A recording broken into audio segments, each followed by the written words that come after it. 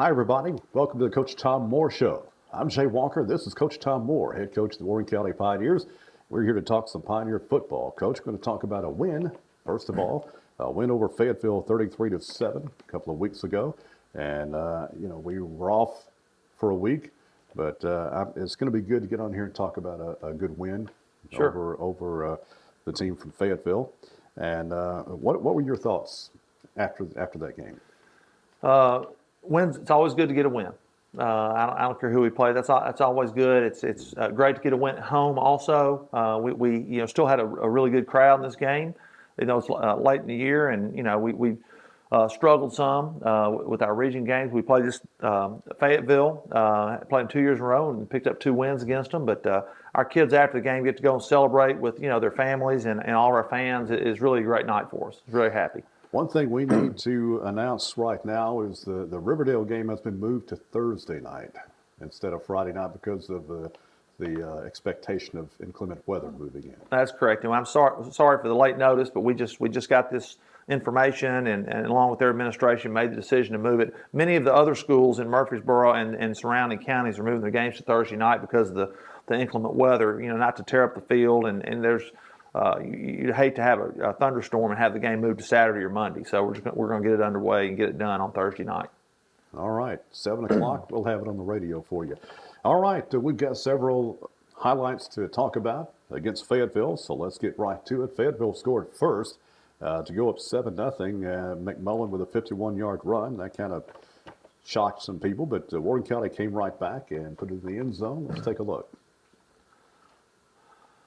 This is a little counter play. Had some good blocking at the point of attack, and Eric does what he does best, which is get the ball in the end zone. He's been very explosive. He gets through the line, and he does a good job of making people miss in the secondary.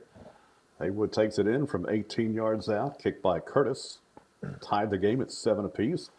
That was our halftime score.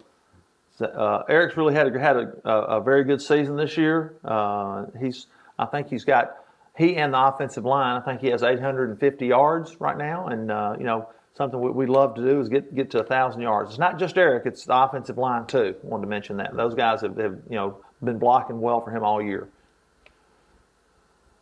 All right, here's a good defensive play by Cifuentes. As George, our strong safety, is in the right place, caught the ball, and George is a great kid. This is his 4th year in the program, and just a wonderful guy. He's one of our captains, and he's just has a infectiously positive personality. He's really a great kid. I was happy to see him have some success. I think this one may have been called back due to a penalty, which we thought should not have given the ball back to them, but they gave it back to Fayetteville. But still a good defensive play. Right. That was at a big time because they were driving to possibly go up on us right there because it was 7-7 at that time. We move now to the third quarter, 11:45 to go in the third period. Haywood again, this time a 45-yard run. This first play of the second half, or first play from scrimmage the second half, and we felt like we could run the sweep and score. Our offensive line guys on the right side that said they could block those guys, and we got them pinned inside. Had a nice block by really the whole right side. That's Noah Martin, Austin Jakes, Carter Mansfield on the safety. CJ's blocking the corner out there. Really nice play. Eric scores again. It's really nice. Yeah, he turned on the Jets once he got open. Yes, he did. Good play. Let's move on. 6:33 to go in the third. Elrod to Taylor. Okay. I think this was a 4th down, 4th and 20. We just thought we'd take a shot in the end zone, and CJ was on that side, and he really plays the ball well. CJ knows where the end zone is. He does, and he's one of these guys that is able to, with a guy on him, he's able to still make plays, and that was a nice catch. It was a good throw. Bryson gave us a chance. Good throw by Elrod. What you don't want to do in that situation is overthrow the receiver and not give him a chance to catch the ball. So. It was a really nice play by both guys. Yeah, a little contact there, but the DB was out of position. Right. And good play by C.J. Taylor. So 20-7. Here's another defensive play.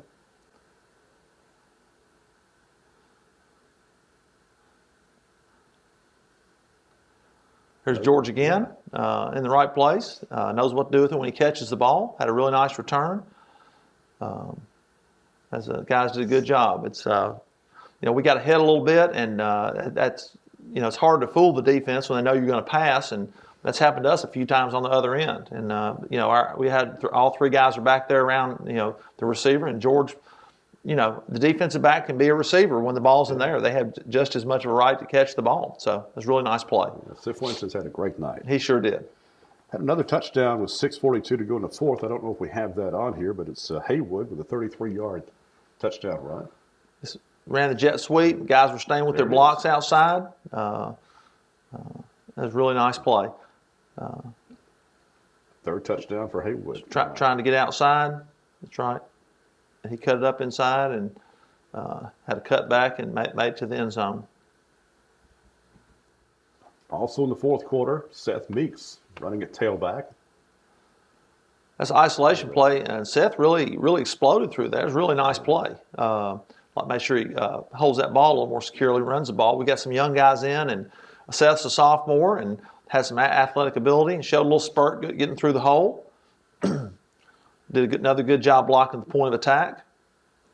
It's really nice to get some other guys in. Yeah. We played almost everybody in this game, and especially in our defensive line on defense play. The guys that are coming to practice are getting to play and getting some experience. Raven Lewandowski caps off the drive. Right. Senior night, wanted to get the ball to Raven. I didn't want to throw the ball, and I know sometimes how it feels when you're behind another team's throwing the ball. I just don't like doing that. I hope people understand, but I just think it's kind of the right thing to do. But Raven got in and scored for us, and Raven's done a good job since he's come back from his injury. Warren County wins it 33-7.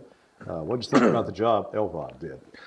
Really did a nice job, and Bryson's been a starter. He's been a defensive starter this year. He started defensive end in every game, but he's also taking the role of backup quarterback, and he's played some for us. But he's been mentally engaged every practice. He's right in there, and he hasn't gotten the majority of the reps. And Clay was out. He's been out. He should be back this week. But Bryson's still going to be the starter at quarterback right now because he's taking all the reps in practice. This is the last play of the game, the interception. Now, on the broadcast, I don't know if we ever were able to pick up the number. That's Aaron Myers. Yeah, Aaron Myers. Aaron's a senior. Had a pick. Well, he took a lick. He sure did. Yeah. He paid for it. I like to avoid those guys. Oh, yeah. But good job by the Pioneers, offensively and defensively. Few penalties on the night. I had us with about 100 yards penalties. Oh, yeah. Yeah, we had some. Yeah, so I guess something that we can always work on. But overall, a good night for Warren County, getting a win. Now, again, we've got Riverdale coming up. As we tape this, it's going to be Thursday night instead of Friday. That's correct. So what do we know about Riverdale? Riverdale is certainly an athletic team, and they're kind of in the middle of the road for our region, which is, we know, pretty good. Middle of the road is pretty good in our region. Beat Cookville last week in overtime. I would say they run an offense that's centered around RPOs, run pass option, where the quarterback is reading a defensive player, and they'll have a run called. But if the defensive players react a certain way, they'll throw a quick pass to the receivers, and they throw it outside and vertical hot routes too. So it's been a real challenge for us. It's going to be a challenge defending that. On defense, they've been basing out of a 4-2-5, an even front, and we're just trying to find some ways to, get some holes in there and also find some passes we can complete. So we're looking for improvement is what we want out of all of our kids. We've got, again, so many young kids playing right now, 24 sophomores, and got some other guys that are playing, playing a couple of freshmen, and a lot of juniors combined with that. I think we have 7 seniors right now. But we just want everybody to keep improving. 2 games to go. We will be going to Riverdale, and then we will be hosting Oakland the following week. Absolutely. We are going to finish the season. Our kids are committed, and the ones that we have, they deserve to go out there and play. They're going to do that. So we showed up for practice this Monday, and we practiced. We had good practice this week, and our kids have a good spirit about them. And we're excited to go play Riverdale this week. So we'll be here next week talking about the Oakland game. Coach, before we get out of here, who's going to be our player of the week? That would be George Cifuentes. Had 2 interceptions this week. Did a good job tackling. Also has been a starter at receiver. Don't think he caught any pass in this game, but really did a nice job on defense. So congratulations to George Cifuentes, our player of the week. All right. Sounds good, Coach. Thanks a lot. Best of luck Thursday night against Riverdale. Thank you. And we thank you for watching. We'll see you next time on the Coach Tom Moore Show.